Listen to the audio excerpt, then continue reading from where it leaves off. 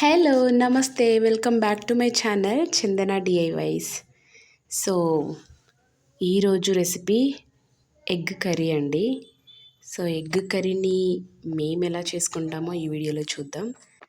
Just onion, tomato ఇంకా eggs ఉంటే సరిపోతుందన్నమాట. సో నేను ఆనియన్ టొమాటో కట్ చేసి పెట్టుకున్నాను. 4 ఎగ్స్తో ఈ కర్రీ చేస్తున్నాను. సో ముందుగా స్టవ్ ఆన్ చేసి ప్యాన్ పెట్టేసుకొని ఆనియన్ ఫ్రై చేసుకోవాలి యాజ్ యూజువల్. దాంట్లో turmeric powder, ginger garlic paste వేసి మిక్స్ చేసుకోవాలి. మిక్స్ చేశాక ఒక 2 మినిట్స్ వెయిట్ చేశాక టమాటోస్ కూడా యాడ్ చేసుకొని ఇలా సాఫ్ట్గా కుక్ చేసుకోవాలి. సో మధ్య మధ్యలో కలుపుతూ ఉండాలి, ఎందుకంటే మనకి అడుగు పట్టకుండా ఉంటుంది కదా, అందుకోసం. తర్వాత కాసేపు అయ్యాక కొద్దిగా మగ్గాక టమాటోస్ దాంట్లోనే సాల్ట్ కూడా యాడ్ చేసుకొని మిక్స్ చేసుకోవాలి. సో సాల్ట్ యాడ్ చేయటం వల్ల మనకి కుకింగ్ బాగా అవుతుంది, టొమాటోస్ కానీ వెజిటేబుల్స్ ఏవైనా. అలాగే వెజిటేబుల్స్కి కొంచెం టేస్ట్ అనేది పెరుగుతుందన్నమాట, ఎన్హాన్స్ చేస్తుంది. సో అందుకని నేను ఎప్పుడైనా సాల్ట్ ముందుగానే వేస్తాను కాస్త, లాస్ట్లో ఏదైనా సరిపోకపోతే అప్పుడు యాడ్ చేసుకుంటాను అన్నమాట. సో ఇలా కుక్ చేస్తూ మధ్యలో మిక్స్ చేస్తూ కలిపేసుకుంటూ ఉండాలి.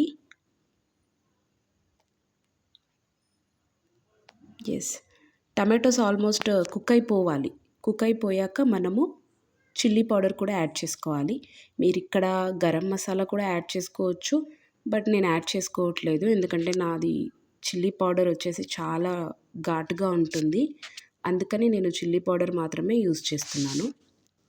మీరు కావాలంటే ధనియా పౌడర్ కూడా యూజ్ చేయొచ్చు. సో ఇలా చిల్లీ పౌడర్ వేసాక కూడా మనం ఒక 2 మినిట్స్ ఫ్రై చేసుకోవాలి.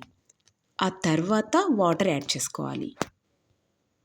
సో వాటర్ కొద్దిగానే తీసుకోవాలి, ఎందుకంటే ఎగ్ బాయిల్ అవ్వాలి కాబట్టి మనం వాటర్ తీసుకుంటాం ఇక్కడ.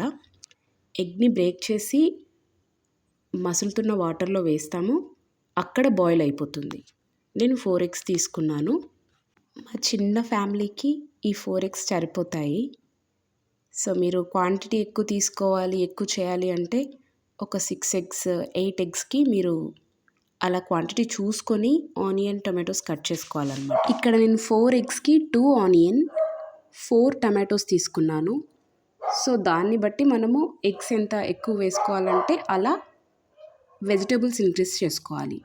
సో 1 సైడ్ కుకింగ్ అయిపోయాక సెకండ్ సైడ్ టర్న్ చేసుకోవాలి. ఎగ్స్ బ్రేక్ అవ్వకుండా స్లోగా వేసుకోవాలి, ఎందుకంటే బ్రేక్ అయిందంటే ఎల్లో యాల్క్ అనేది మనకి కర్రీలో కలిసిపోతే మనకి కొంచెము అంటే స్మెల్ అనేది కొంచెము డిఫరెంట్గా ఉంటుంది. మీకు తెలుసు కదా ఎగ్ స్మెల్ ఎలా ఉంటుందో, సో అలా.